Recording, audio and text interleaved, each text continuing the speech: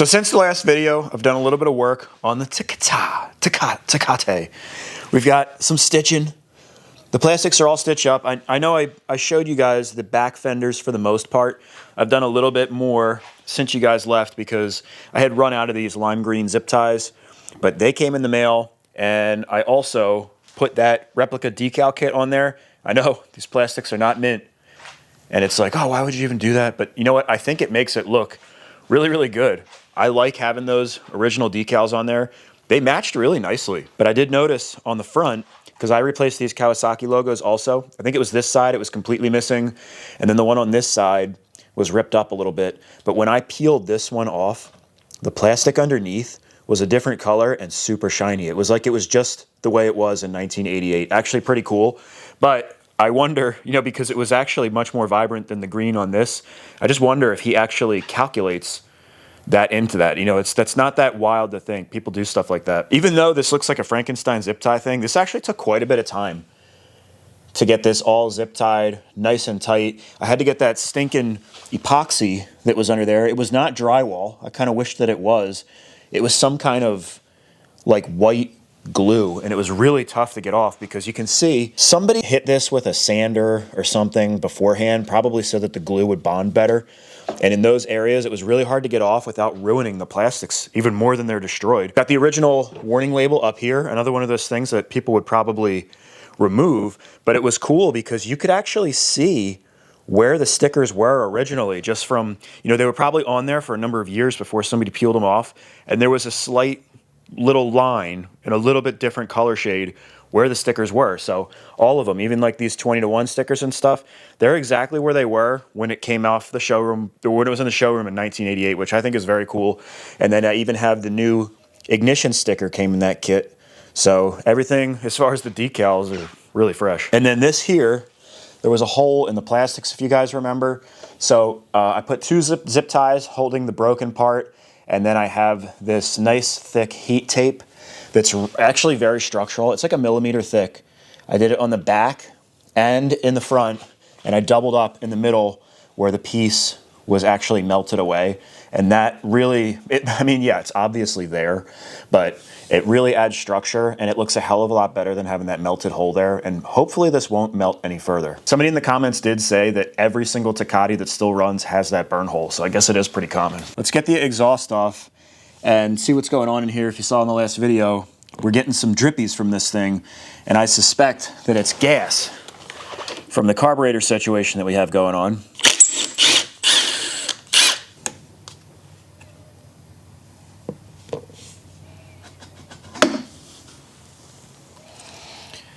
Nice old but new FMF power core. I love the tip on these. I keep bringing this back to the first real quad that I had, a 1988 LT250R, and this just shares so many things that had. I had the same FMF on there with the exact exhaust tip. I don't know, there's something nostalgic about them. I'll pull this header off too. This thing is probably filled with gas.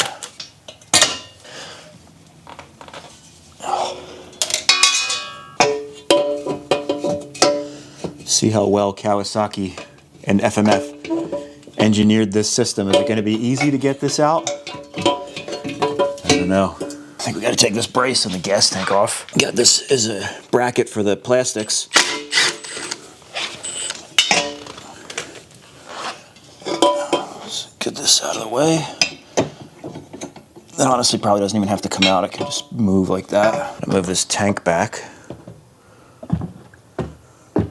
I think now we can fish this bastard out of here. This radiator line right here is the culprit, probably. Oh my gosh, dude. Some of this, is this a wire or? Very weird. I'm sure there's some Tecate guy watching this right now that's like, oh, you idiot, you turn it this way, and then this way, and then do this, and it comes right out. I'm not a Tecate guy though, all right? It's my first time. We'll get it out. I can tell it's gonna come out. Oh my gosh. Oh, dude, you guys have to see this. Look at that. That just dumped out of the exhaust. I'm telling you, man. My predictions were right. We've already made a mess, so I might as well just look at that. Oh my gosh, there's a shitload in there. Actually, let me get a. Wow. Definitely what we thought about the gas dumping into the exhaust system. Wow. We were right. Holy crap, dude. No wonder this thing wouldn't start. Wow, man. Kind of satisfying because there's nothing worse than having a problem and you're looking for the answer and you're like, well, maybe that could have been it, but dude, this was definitely one of our issues, man. I think the best thing for us to do is just gonna be a good old carburetor swap. And I think I've got this beat actually, if I fish this out completely upside down. But the way that it's hanging, I'm actually gonna leave this and let that drain for a little bit like that. Then we'll clean it out with some parts cleaner or kerosene or something. But we might as well get as much out of there as we can now. Just let it drain and do the work for us. Let's pull apart the FMF silencer. And this is interesting as I'm going to pull this apart. The bolts are finger tight.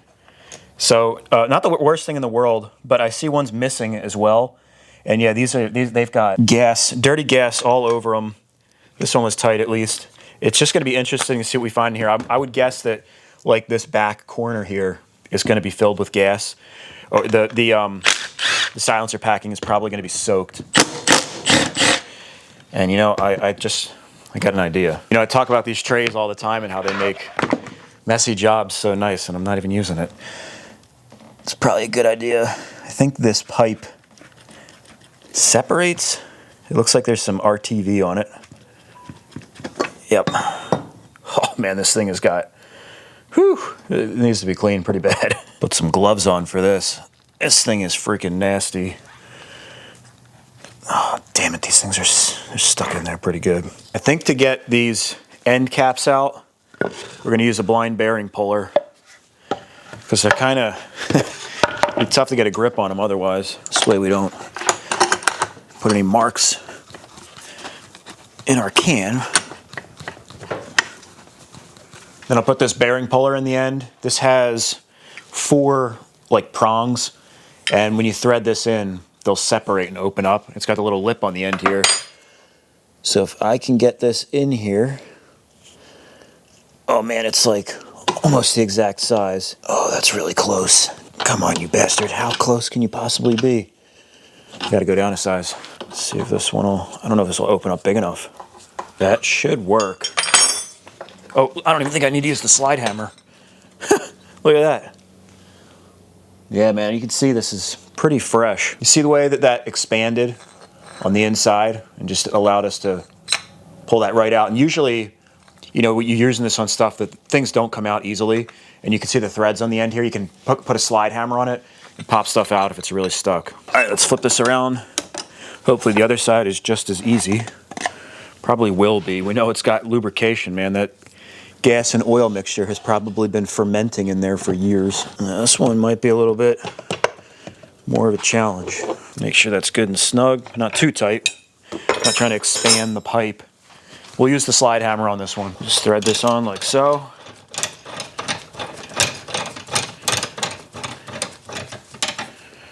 And then just pop it on out.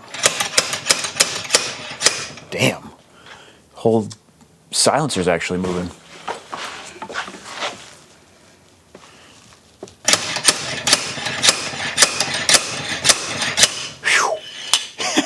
See what I mean, dude? That was never coming out by hand, and it certainly needs to be repacked. Looks like we kept this thing nice and intact, no scratches or anything. This was the end of the muffler, and then check it out. This was the backside, and you can see it's not in as good of condition as the other side. If we push this through, it's actually not bad, like realistically. I mean, we're in here, so we're gonna replace it, but you can see, you know, I don't know if that was just packed a little bit more squarely on the one end or if having that gas and stuff in there kind of broke this down over here. But I mean, realistically, yeah, it's kind of hardened and yeah, definitely needs to be replaced. And the whole thing is just a little bit damp. Yeah, we got to replace it, man. Now, I noticed here the tape on here. So when I do silencer packing, I actually use this same kind of tape it's like a painter's tape basically to hold it in place. I wonder if they actually use that from the factory at FMF, because just based on the condition of this pipe, I would guess that it was a new pipe when it was put on, and this is the original packing. I don't know. Look at this. A freaking hole blown through. That's kind of weird. Now I'm going to replace this just because, you know, I have to, but this still has plenty of life left, and yeah, we'll just don't worry about that. But yeah, what a normal person would do is put this through the washing machine with their regular clothes that they wear, and you dry it out, and it's basically like new. So you know, this stuff is expensive on the channel, so to make back some of what I spend, you know, I offer used parts for sale. So this will be for sale in my eBay store. I couldn't keep a straight face for this one, guys, if I'm being honest. Oh, shit. Now to clean these up, I'm going to use the ultrasonic cleaner. This thing is freaking awesome and a huge time saver. I'm going to have to flip these. We'll do it with partially that way and then spin it the other way, do the other side. And then I think I can even do the expansion chamber in here as well. Same thing, putting it in like halfway, letting it run, and then doing it another way and letting it run. But this thing does an awesome job of cleaning. This thing is gonna smell Snuggles fresh, man, because I'm gonna put a shitload of Pam Olive on this thing. Just degreaser out the wazoo. This works really good.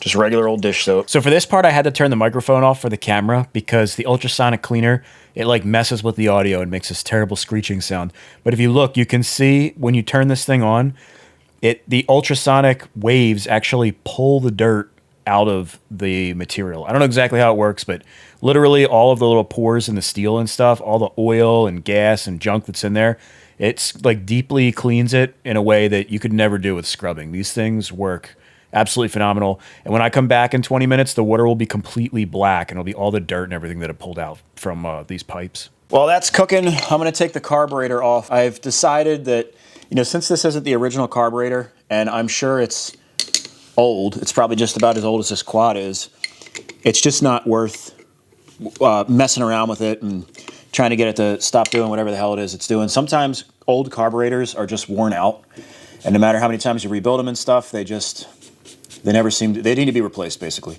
So I don't even feel like messing with it. I'm not even saying that this one is super worn out, but this is just a really long roundabout way of me telling you we're switching the carb out. I also want to take this intake boot and looks like a reed spacer behind it, and we're going to run those Boyson reeds. I'll show you. After looking at this stuff and doing some research, I can see why there's such a large space in between here to accommodate for that other carb, and why they took those Boyson reeds off, most likely. I commend whoever put this on for actually tightening this bottom bolt, because it's a pain in the ass to get to. Oops. Okay, there's our reeds. Gasket actually looks possibly reusable. This is probably all this stuff was freshly put on. You know, it's been on there for a while, but based on the condition of what the cylinder looked like, I just doubt that it really has much of any runtime on it. You can see under the piston in that port, that's gonna go right to where the crank is. And based on what came out of the exhaust, I bet you that crankcase is filled with gas and oil. So I wanna have a peek. All right, let's see what's going on. All right, let's have a look with the bore scope. I actually saw you got this thing on sale for $100 now on Amazon. It'll be linked below, but let's see what's going on. Look at that port design, dude. Way more advanced than some of the other stuff you see. Well, I don't really see much of anything in there, so maybe this isn't as bad as I thought. That's a good thing. Slightly disappointed, though. Thought we were going to have some serious floodage going on in there, but it looks fine. I'm going to kick it over a couple times, though, with the expansion chamber off. So if there, you know, I'm sure there's some gas at the bottom of that cylinder. Maybe we can get it to kind of blow out of there.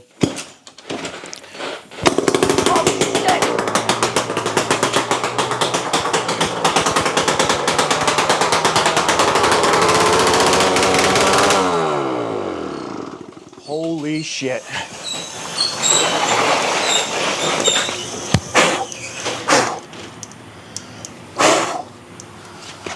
Oh my God. Whoa. Oh my God. Did we get lucky? Whew. I can't believe I just did that.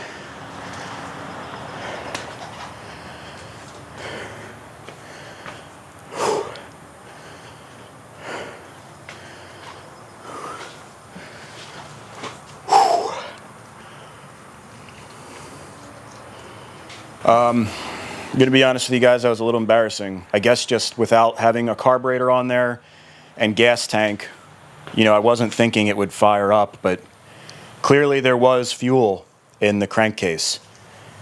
Holy shit, dude. Just got incredibly lucky. Not just, you know, because, you know, we didn't have the fuel tank and stuff on there. The whole damn thing could have melted down. My first instinct was to get the damn thing outside. That's why I opened up the garage door and I was just going to shove it out there. And then luckily, I thought like real quick to hit the kill switch, which thank God that shut it off. I guess either that or the fuel that was burnt, that was in the crankcase had burnt out. I guess that's one way to get it started, right? My God. But luckily the fire went out like immediately as soon as I shut it off. So I didn't have to shove it outside because, I mean, yeah, it would suck to lose the bike and all, but, you know, imagine this thing going up and like the house goes down. That would be absolutely devastating. It wasn't as bad as it could have been. And I think we're actually safe. I mean, I don't see any damage on the engine or anything. You can see up under here some char marks. Our wire harness right here, which is no problem. I'll just clip that section out and fix that. And we lost we didn't really lose it, but, you know, I was planning on replacing the throttle cable anyways. But it clearly, this just shows how lucky we are because, like, even this tube is okay. So it couldn't have gotten too freaking hot. The airbox boot, I don't know if you guys will be able to see, it's charred. We can probably still use it, but I'll see if maybe I can find a replacement. And then I didn't even notice this, but I guess you can kind of, I just rewatched the video. I don't even remember jumping off the quad. Like it happened so fast, but I can see like in the corner of the screen, I'm like bouncing around on the floor over here and probably, my shin probably hit like one of these things or something. And it's actually gashed all the way through. I honestly didn't even notice this was here until I sat down. But I think I could see like it's like tendons or shin or something. Before I was like, what is all this stuff on my legs? That's singed hair. This freaking thing tried to burn my balls. Just wild how adrenaline makes you not feel anything. Holy crap, dude. So yeah, I'm gonna go wash out my shin. I think I'm gonna take a lunch break, clean this up and fix my little wire harness thing. And just do a little reset, dude. I was just so dumb. I should have pulled the spark plug before that, or at the very least had the kill switch on. My God. I've determined that my universal stuff is happening phrase is, oh shit. Just super lucky. We basically got away with no damage. All of the black soot that got on the paint and stuff wiped right off. Just super, super lucky. And I don't see any other damage other than the sheathing on that one wire, which that's an easy fix. The only thing that took a little bit of damage is that intake boot. I think it's still functional. We can still use it, but I'd like to replace that. It's kind of crispy. You can see probably there was some unburnt fuel in the tube that burnt off as well. So if anybody has one of those, please contact me because I'll buy it from you. My email is michaelsabo350@gmail.com. Just sad, but in the grand scheme of things, that being the only part that we lost, not too bad, especially because for a lot of these machines, I know a lot of people take the airbox off entirely and they do a pod filter. So that's what I need. Somebody that switched to a pod filter years ago and has one of those things sitting in, you know, on a shelf or something. Probably a lot of them went in the trash, but it is crazy to think though, you know, I'm thinking back on it and even if there was unburnt fuel in the crankcase, I would still think, the combustion chamber is concealed for the most part but I guess, there must have been so much fuel in there that it just burst out the sides and everything, or out of the intake and the exhaust side, because even after I hit the kill switch, I was thinking maybe just all the fuel had burnt off and it had nothing to do with the kill switch, but there was actually unburnt fuel all over the cases of the engine, and there was a little puddle even in the intake of the cylinder. So I think it would have kept going probably for at least a little bit longer until it burnt that stuff off. So just super scary and super lucky. Anyways, what better way to recover from a traumatic situation than opening new parts? I just happen to have some new parts right here. Come on, have a look. All right, let's start right off with some of the simple stuff. Really pretty boring. This is for the rear brake, just a parking brake block off, a basic one. I don't even think it's branded because the parking brake is on there and it has like a twist or a zip tie on it or something. It looks kind of sloppy. I did actually notice that the parking brake cable came in the extra parts, so we could re-put that back on there, but I think we'll just run one of these and kind of clean it up. Next, we've got a boot, and this will make sense when you guys see. So it's just a straight boot. I believe it is 45 millimeters. And the reason I bought this is because, so here is the intake boot that we pulled off of there. I believe this is an OEM one. If you look at the back side, you can see that it had stuffers on it, and somebody cut them off. You see the cut marks? And what stuffers are, I don't know that I have another boot here with them that I could show you, but it's like a little flap that comes out on both sides, and it kind of channels the air. So a lot of times you're actually not supposed to take those stuffers off, but people think when you take them off, it's going to open up the intake. And I don't know with the Tecate though. Sometimes, there's little tricks of the trade that make something perform a little bit better. They've got a reed spacer on there too. We're not going to use any of this stuff. What I do want to use is that Boyson reed cage, or the rad valve that we saw in our box of extra parts. And I wanted to show you, remember earlier I was saying the gap between the intake boot and the airbox boot is really large. And that's because it's kind of hard to see with these, but the black one on the right is a little bit shorter than this one on the left. So this actually takes up a little bit more space. Even with that reed spacer, I had measured it, and this still sits a little further back. So this should take up that space so that we can fit the regular size carburetor in there. And this boot here is going to replace this boot, because if you look closely, it just has a small amount of dry rot. Realistically, we could use this, and I'm sure there's no leaks. But this was like, I think $8 shipped on Amazon, and we might as well, freshen it up. All right, moving down the line, we've got, to be honest, I don't even know. Oh, okay. These are those little joints. What the hell? These are those little pipe joints for two-stroke exhaust. Slide it on over, throw a hose clamp on each side, and it just stops any kind of like leaking or anything. A little bit of an extra seal for the pipe. I just like to run these things. There was no pipe joining seal on there currently, so got a couple of those. And now, oh no, we've got a genuine Kian carburetor. Look at that. Oh yeah, Kian right there. Made in Japan. Looks legit to me. Here's the front by Sudco.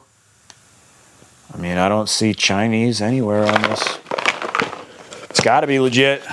It's got to. Just pull it out of the box. And look at this. The certification card, Kian Corporation, made in Japan. It's got to be legit.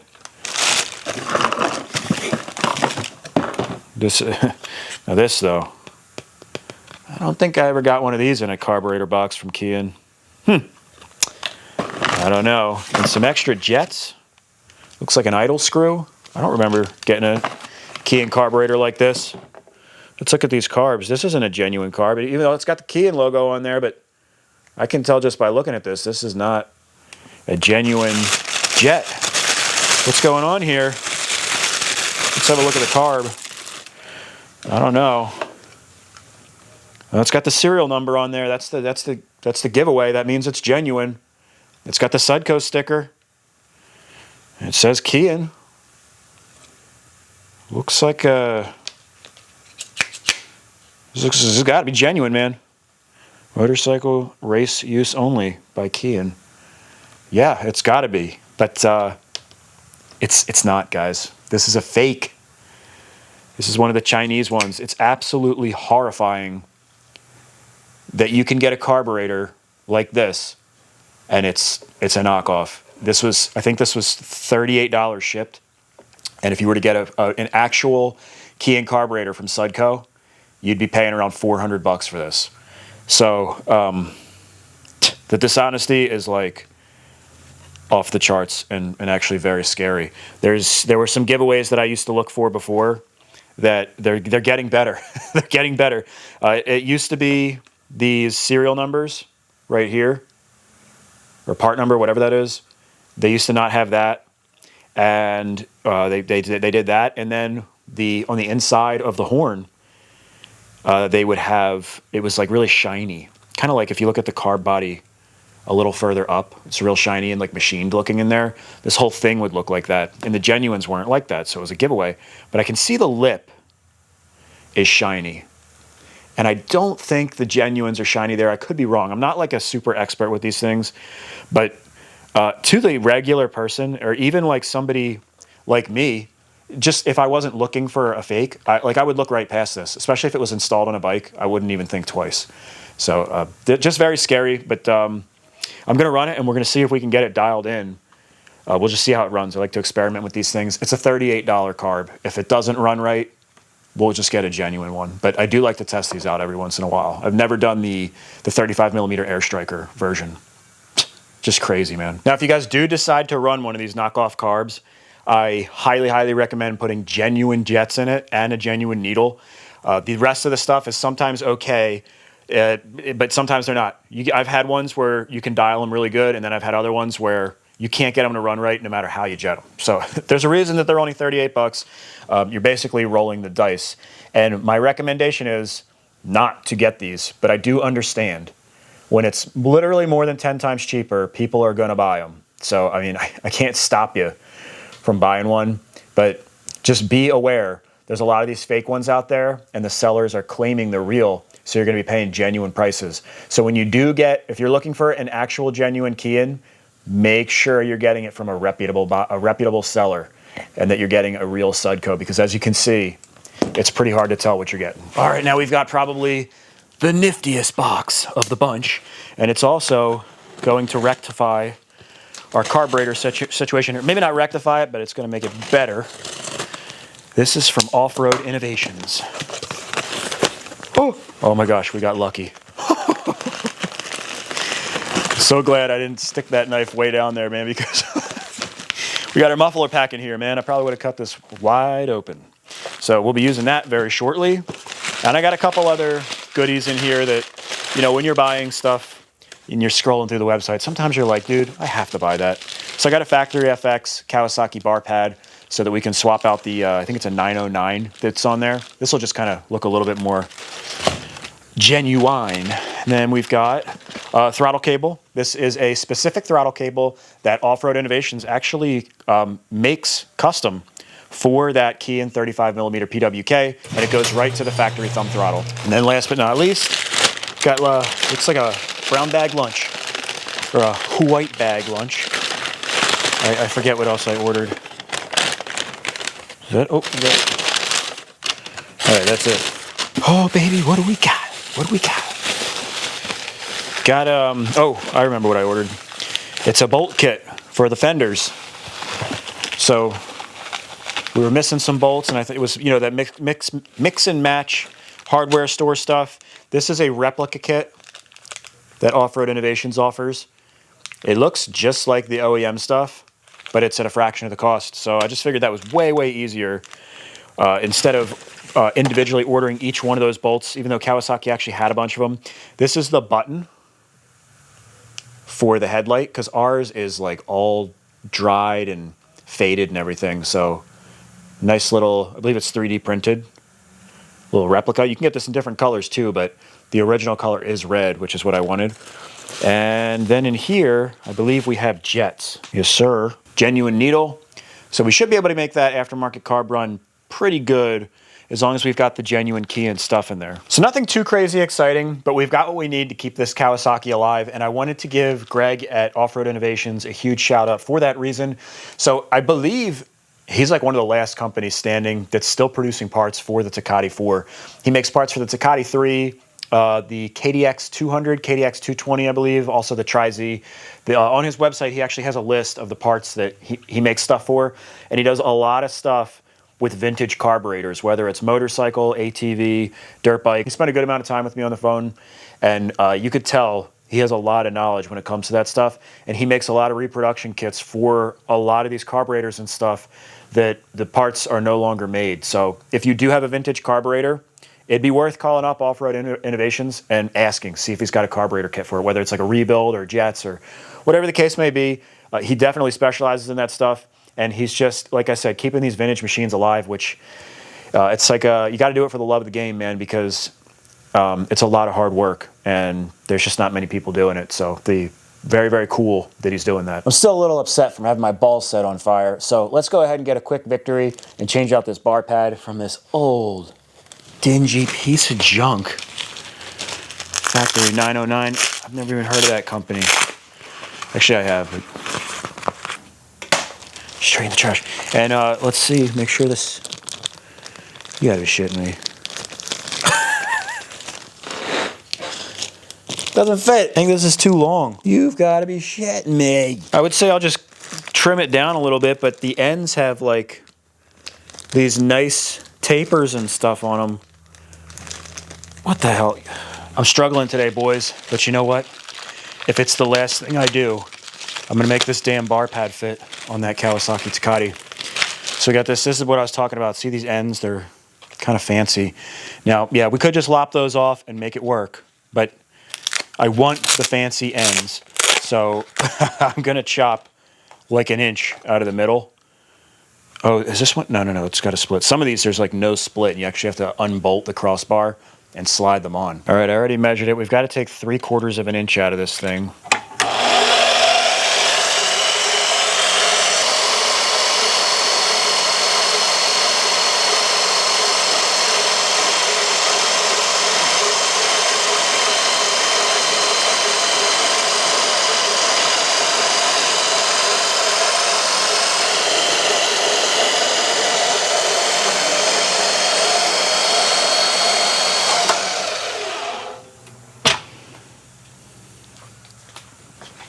And I've got to cut a little bit more than 1/4 inch off each side of this.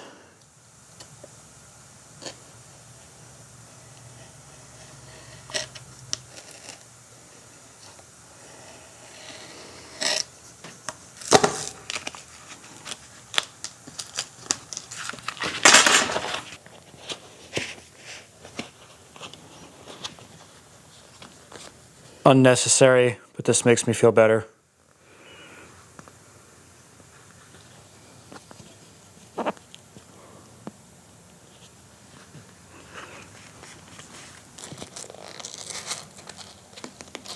That's 10 minutes of my life I'm never getting back. Now let's get that Boyson rad valve in place. I have fresh gaskets that came from Off-Road Innovation, but because I didn't surface this, I mean, it looks pretty clean. I don't think there's gonna be any leaks, but I'm gonna put a little bit of Yama Bond on here, a little bit of gasket sealer, just because this is an area where you can get leaks.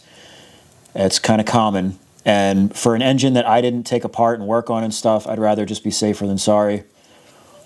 Makes it a little bit more time consuming when it comes time to break it down, but this way we just won't have any leaks. We don't have to worry about it. Put our fresh gasket in place. Like so. Make sure it's nice and lined up. And then I'm going to do the same thing on this side, just a real thin layer, tacking it on there. All right, now we can bring our rad valve cage in. Drop this bad boy in place. I guess that's not gonna fit. Now I'm just gonna thread these in until they're barely snug. We'll let it sit for about 15 minutes before we really crimp that down, and that kind of gives the sealant a little bit of time to cure, and it gives it a little bit of body, a little bit more of a better chance of sealing.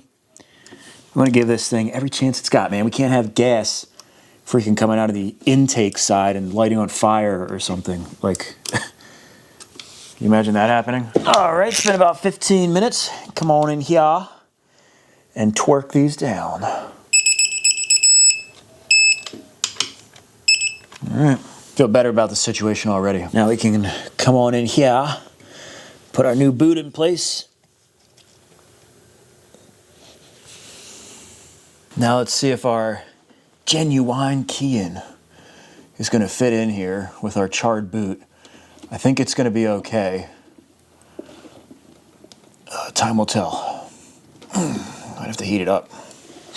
Go figure. You can see our boot got pretty good and deformed over here, specifically on this one side, but the rubber is still pliable, so I'm just gonna gently heat this up, gently, with the heat gun.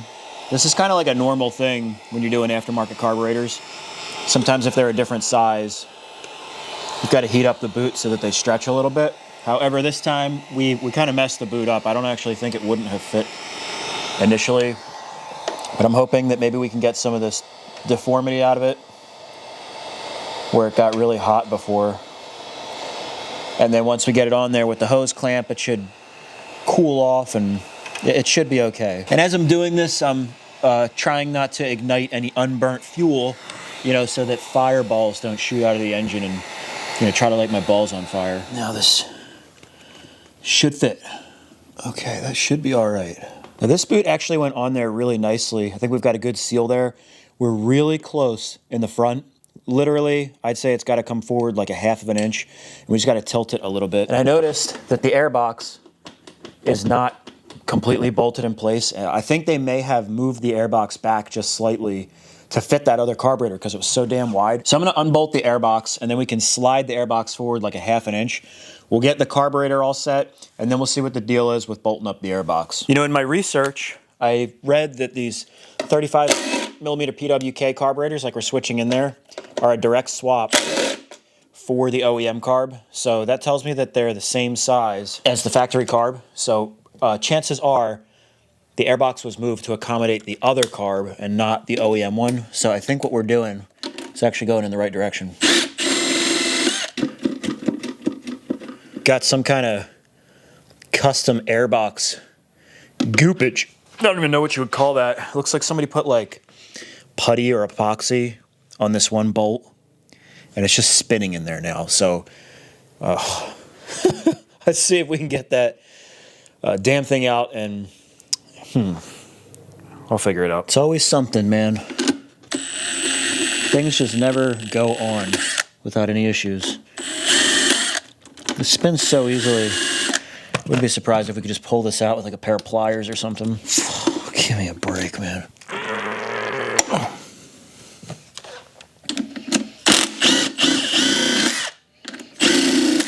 So what we're dealing with here is a spinning nutsert.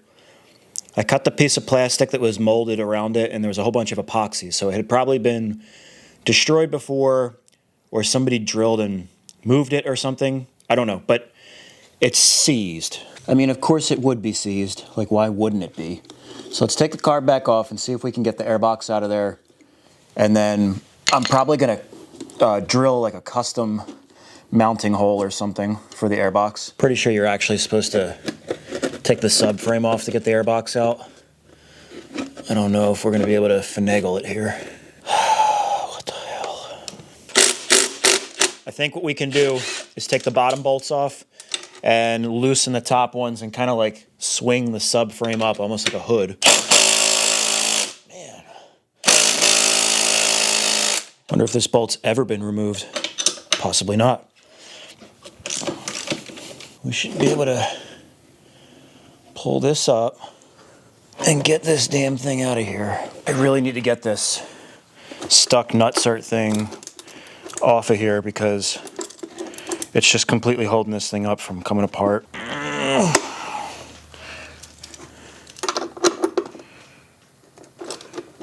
Just keeps wanting to spin.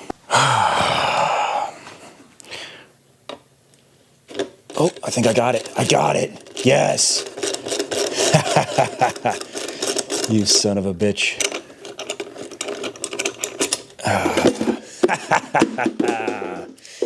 That's right, bitch. So there it is, our beautiful airbox. You can see we got some charge on there, and it's just dirty. I also don't think that this tube is factory. I'm going to take that off. I think there's supposed to be like a little, a smaller rubber thing on there. I'm just going to clean it up first, though, and then we'll take a look at it. There it is. This actually cleaned up pretty nicely, you know, besides these little char marks here. Not sure how those got there, but anyways, while that's drying out, I'm just going to go ahead and fix our damaged wire harness. I'm going to clip this entire section out most likely, put some new sheathing on there after the new replaced wires there, and then I'm going to run our new throttle cable also.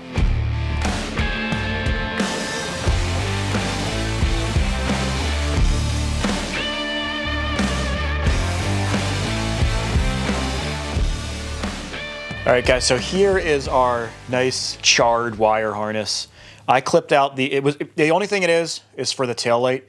I just clipped out the section that was burnt, which is like maybe about right here, and I just took the entire rest of it off, and I made my own wire harness using bullet connectors, which are the factory style connectors, and I ran some electrical wire on here just to mimic the factory harness, and now this should plug right in. I put 2 new bullet style connectors on the harness where I cut it. Pop those in right there.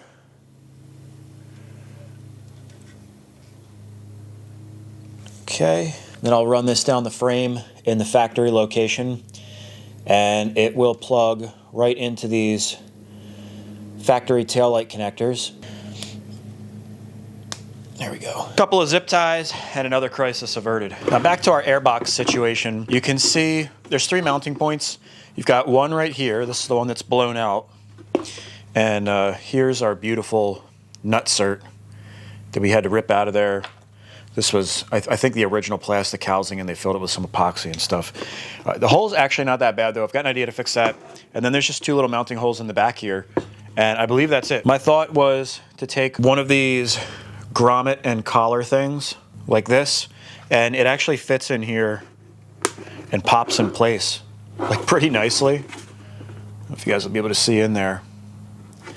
And then, you know, you can just put this spacer in here, and that would be a pretty decent mount, and it's pretty watertight. I mean, I could even put like a little bit of silicone on that or RTV so that it is watertight, although it's for this particular quad. I'm not making a mutter or a puddle smasher, really, although it might, who knows. But because we're going to be scooching the airbox a little bit, and I'm not sure where it naturally sits, I want to put it in there and see where it needs to be before we modify and drill any holes or anything for mounting this thing.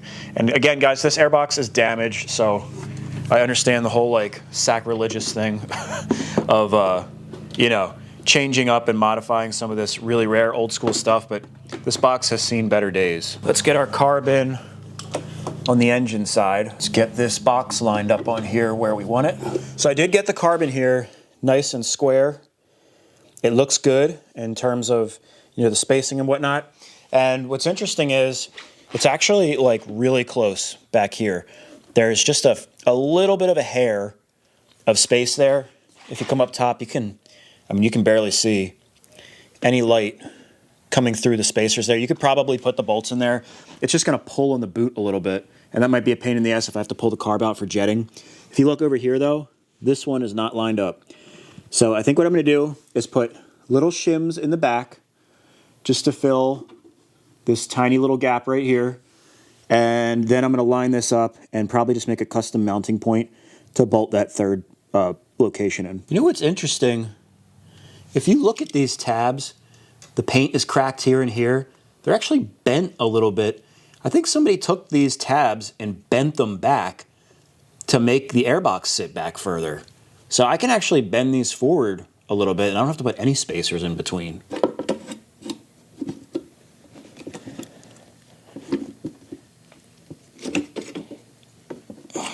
There we go. Yeah, now they actually line up with the contour of the box and everything. Huh. Now I can mark here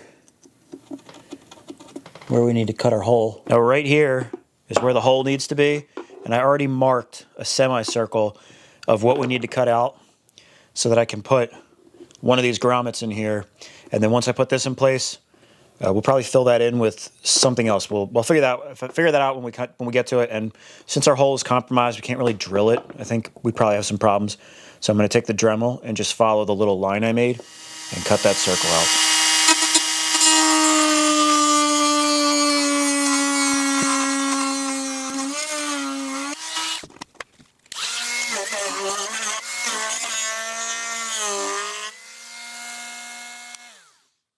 So here's our hole, and I cleaned up this one here. This is where the grommet is going to go, where we're going to mount. And then I have these plugs that fit right like so. I cut this other one out, so it just need to be a little bit bigger to pop that in like so. Now, because it's not going to be perfectly round for the grommet, I took this one here, and I cut out a little half moon shape so that the grommet will fit like so. So we should be able to fit this grommet in right like so, and then our plug will fit just like that. Let's see if we can get this over the lip. That should be good like that. And then take the spacer from the back side and push it through like that. It's actually more solid than I thought it would be, being that it wasn't a completed circle, but it's actually pretty tight. And that should be, for the most part, pretty much watertight. If I really wanted to, I could put a little silicone on it. But, you know, splashing through puddles and stuff, I don't think we'll have an issue with that. Let's put our airbox on again. Over here, looks like our hole lines up nicely. Do a little through bolt on here. That actually came out pretty nice. When I try to shake it around, it feels good and solid. So I think we're good on the airbox. And to check our alignment, I'm gonna loosen up this boot. And if we're not aligned right, the boot's gonna pull away from the carb. That looks good. I just wanted to make sure we weren't stretching the boot to make it fit on there, which, yeah, it would work, but you're putting pressure on the boot. And also, if you have to spin the carb to jet it, if you have to tug on that boot every time, it's gonna be a freaking pain in the ass. So we're good to go now. All right, let's get our silencer all packed up, man. Check it out. Got it on this nice soft mattress because we want to take care of this stuff. Look how clean this stuff came out, man. I'll tell you what, that ultrasonic cleaner works wonders. This had like all this oily grit and stuff on it. Cleaned it all off, no problem. The exhaust tip and stuff looks really, really nice. So I'm happy with that. We do have our packing right here. First thing we're gonna do is cut this to length. So we could go this way and it would probably work, but it's a little bit short. So we're gonna go this way and we'll put the exhaust tip about where it's gonna be. And we'll cut it right about here. Take some regular old scissors and just cut right down this line.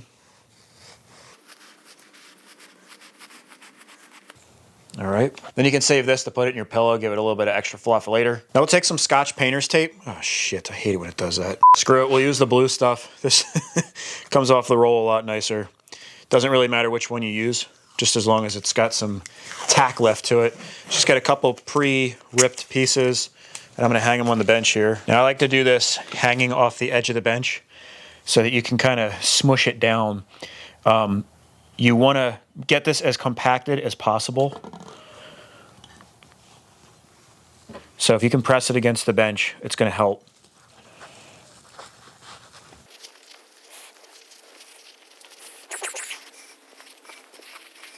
That's pretty good. And we'll take our tape. Actually, you can probably come over a little bit. You know, I just did that the wrong way, but it's okay. It's okay. Probably should have, if I went the other way, I would have been able to like steamroll it. But it's okay. That'll work just fine. This one will steamroll. Put it on like so. And just make sure that's nice and tight. Like that. And we'll do one more. Okay.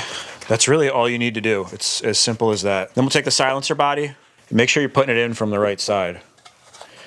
because that would be bad if you didn't. We'll just fit it in the silencer body. It should be kind of snug.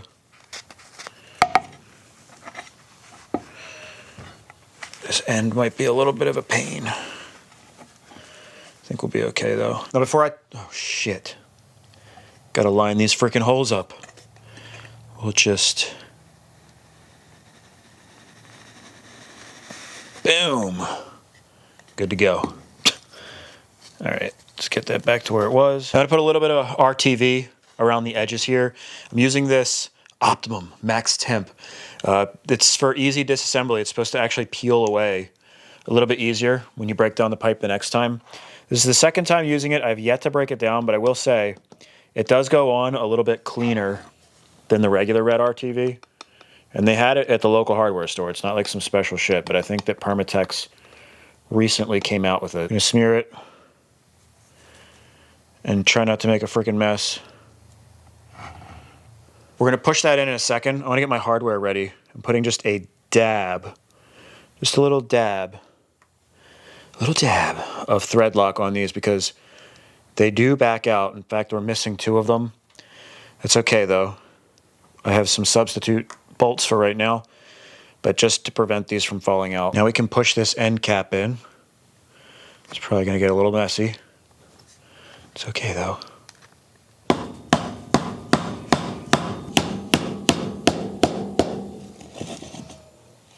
Looks pretty good. Thread our hardware in place here. And I'm just gonna snug these down by hand. These don't have to be super tight. And I'll do my best to clean the top up. If we can get this RTV off of here. You can pretty much always count on a mess when you're working with RTV. Now we're gonna do the same thing with the end cap. Just make sure you've got the holes in the right spot. And just like with the other one, gonna put a little bit of RTV on the outside. And then just, oh shit, could have been messy. Then we'll pop this bad boy in here. It might not wanna go all the way in. You have to make sure that you're lined up with the perforated tube inside.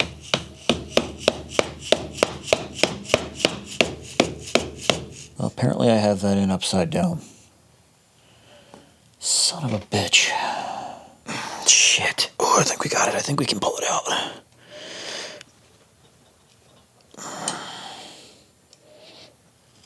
Oh, damn it. Not a problem at all. All right, don't want to put it in there backwards again. That would really, honestly, just piss me off. And these are not the proper screws, but it's going to save me a trip to the hardware store right now. I'll pick them up later. For now, it's going to get the job done, though. And then same as before, we'll get any excess RTV off of here, if you can. This stuff is freaking impossible to work with, man. All right, silencer is packed. Let's get our exhaust system on. You guys would not believe how much freaking dirt came out of this thing. I'm telling you, man, that ultrasonic cleaner is amazing. Basically, I ran it in the ultrasonic cleaner, took it all, shook it up, dumped it out, and like pure black came out. Then I filled it up with water again, dumped it out, then it was like gray, and then I filled it up and it was pretty clear. Then I put it in the ultrasonic cleaner again, did the same thing, came out black again, and basically did that over and over 3 times until just crystal clear water was coming out. So this should be good and clean, but man, it was, whew, it needed a cleaning, man. That is for sure. Let's see if we can fish this thing in here with a little less trouble than it was getting it out.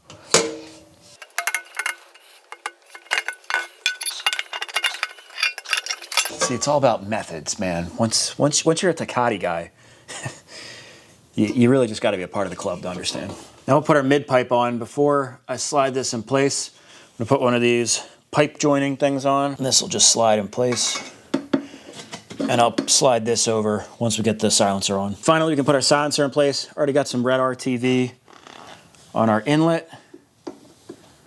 Slide that bad boy in place. And I love these things. These pipe hangers, the rubber grommets, these things are excellent. And they fit the FMF silencers beautifully. God, this fucking RTV.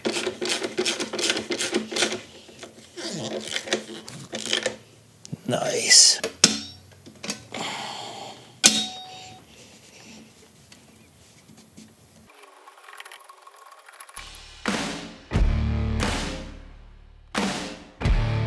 All right, there is one last thing we need to do to get this thing ready to fire up again, and that is get the fuel petcock all good to go. I'm kind of dragging my feet here. I think I'm a little bit petrified of firing this thing up again.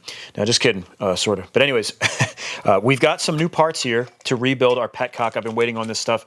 All of this stuff down here is from Partzilla, so you actually could still get new parts for the Tecate. These are some bumpers for the frame. These are the seals for our steering stem, because we have a little bit of play there. These are bumpers for the rear plastics, for that support that goes across. I have 2 of these on back order. These are also for the rear plastics, those little square rubber things. Really replacing all of them, because you can see the old ones. They're good and dry rotted, so we can toss these out. Got brand new rubber. This is for our fuel petcock. This is for our fuel petcock. And this is for our fuel petcock. So I've already broken it down. As you can see, the old gaskets are dried out, and it actually wasn't leaking, which is amazing, but I definitely didn't want to put it back together with the old stuff. The filters cleaned up really nice. I put this in the ultrasonic cleaner, and it came out really good. And if you guys remember, the barb on the back had fallen off, and it was a press fit, but it was just worn out and had a little bit of play. So I put some JB Weld in there, and that will hopefully never come off again, and it should have no leaks whatsoever. So we can go ahead and put this thing together. Put a little bit of grease on these, just because it is a moving piece, and I don't like to put these together without any kind of lubrication on them. I would have just replaced the entire fuel petcock, but it's kind of a unique design for the Tecate, and it's not replaceable. They don't offer it anymore, so rebuilding it was the way to go, and just fixing that thing in the back was really not that difficult to do.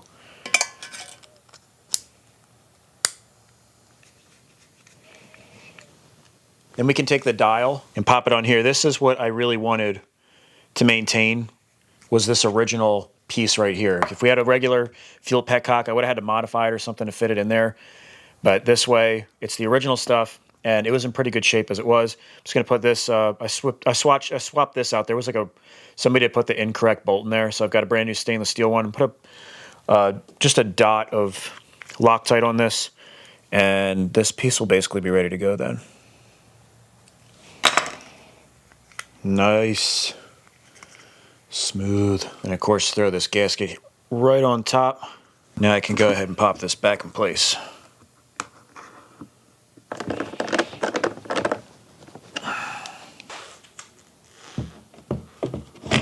And I figured that the blue fuel line was a bad omen with the explosion thing, so I switched it out with red.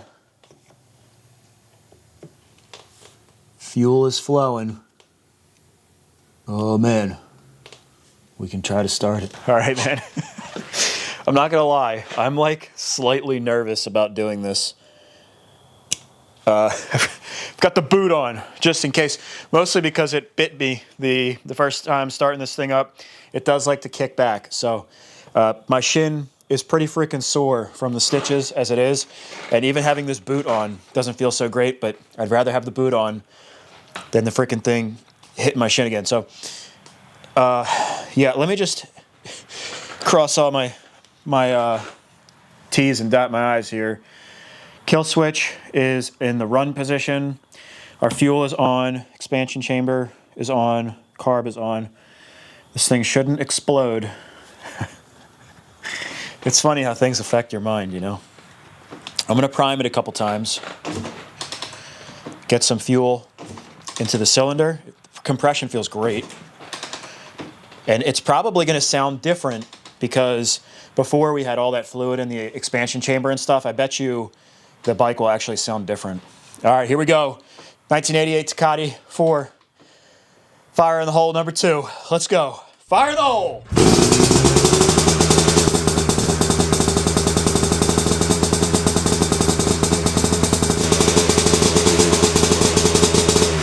All right, it sounds good. Let me get my tools. I think the idle needs to be, the set screw on there might need to be brought down, but it basically started on the first kick, which is awesome. And it sounds really good. Make sure this thumb throttle, I think that has slack in it. Smells good too.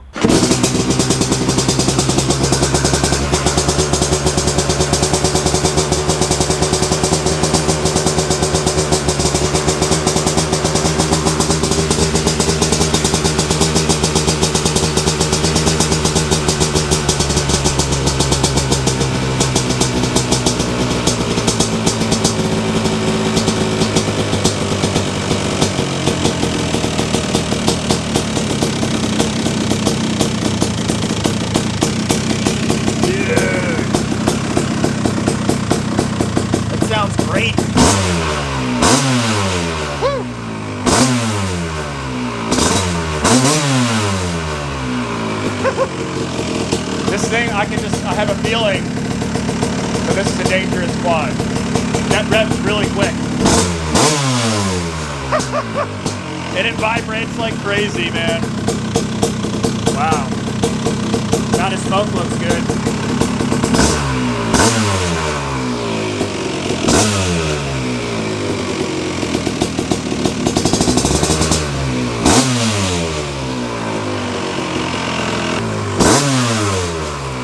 I mean, it sounds pretty good.